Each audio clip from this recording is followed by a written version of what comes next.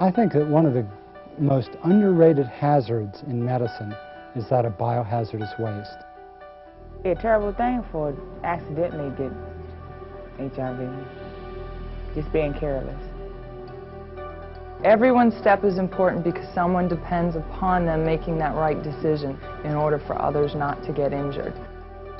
I have a little toddler at home, and I just really fear taking some kind of viral infection home to him.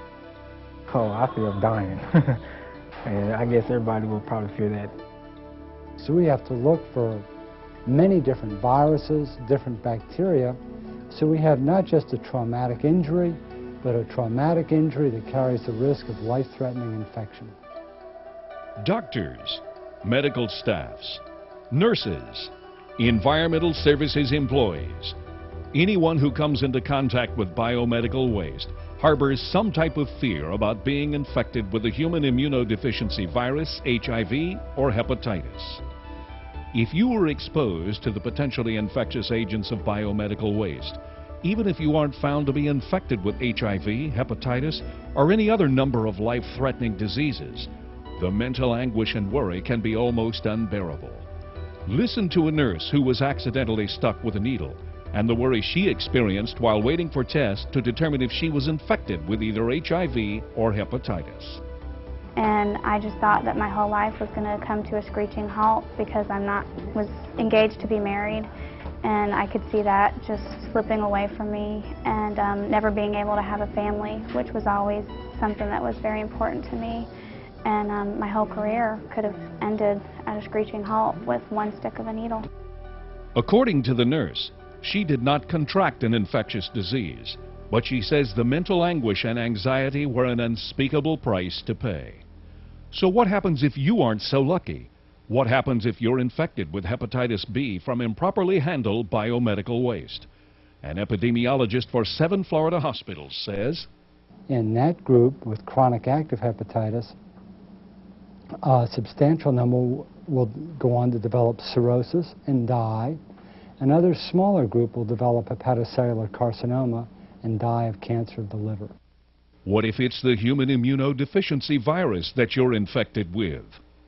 Traditionally, there's an 8-year period where the person is asymptomatic. After that 8 years, they begin to feel poorly. The life expectancy is around 11 years, perhaps less.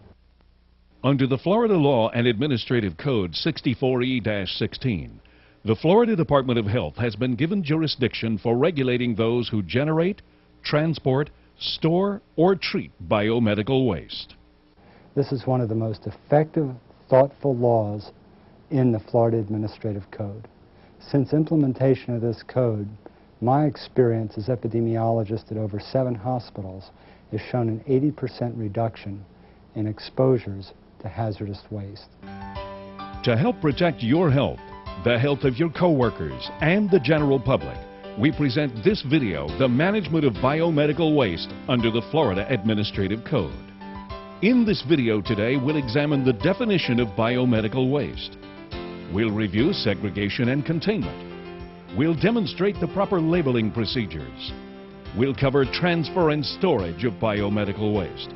And finally, we'll outline general policies for the development of a biomedical waste operating plan, plus the training requirements needed for all personnel who handle biomedical waste as a part of their daily responsibilities.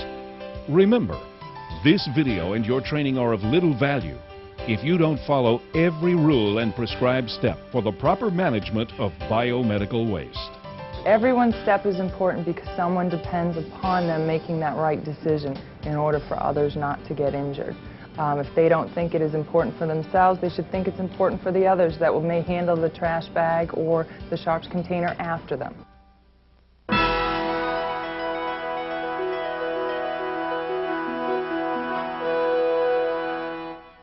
Under Rule 64E-16 of the Florida Administrative Code, biomedical waste is defined as any solid or liquid which may present a threat of infection to humans.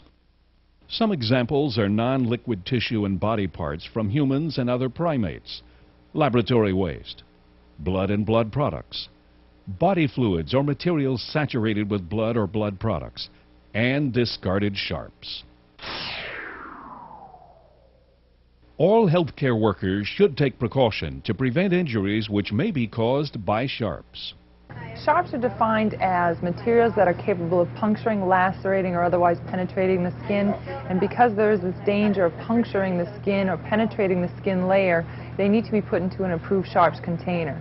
Needles and syringes with needles attached, and contaminated hard plastic or glass objects that are broken are just some examples of sharps.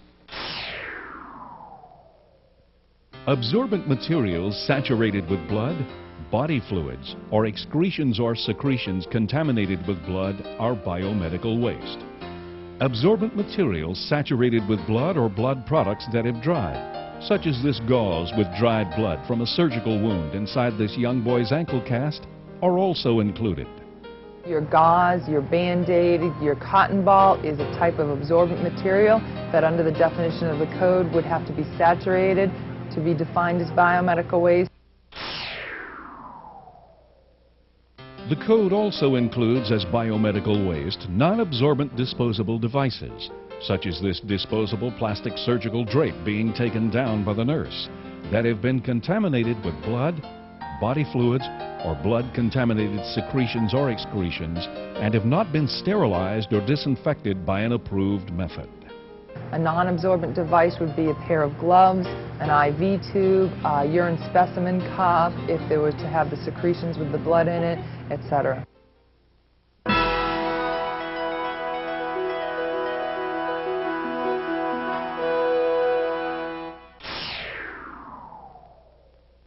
Biomedical waste must be segregated from other solid waste and placed into either a red bag or sharps container before it leaves the point of origin. The point of origin for biomedical waste is defined as the room, area, or location where biomedical waste is actually produced. Some generators get confused here and think that they can carry uncontained biomedical waste out of the point of origin and to a red bag or sharps container elsewhere. Proper containment of biomedical waste at the point of origin reduces the risk of exposure. Every sharp needs to be contained in an approved sharps container at the point of origin. If the generator decides not to wall mount a sharps container or put a sharps container on the counter to leave in the room, then he or she may carry the sharps container into the room, place the used syringe and needle into the sharps container, and then carry it out with them. In this example, the supervisor asked the environmental services employee not to put a red bag on a trash cart along with the regular solid waste. She is taking extra precaution because she is aware that if the two are mixed and there is a leaking or ruptured red bag, the entire waste load is contaminated and must then be managed as biomedical waste.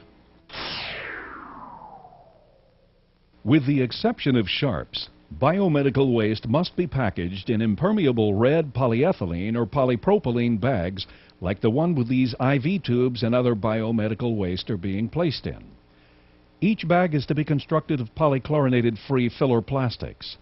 The bag must meet rigorous impact and tearing resistance standards to reduce the likelihood of rupture or tearing during handling. Sharps must be segregated from all other waste and put directly into a sharps container.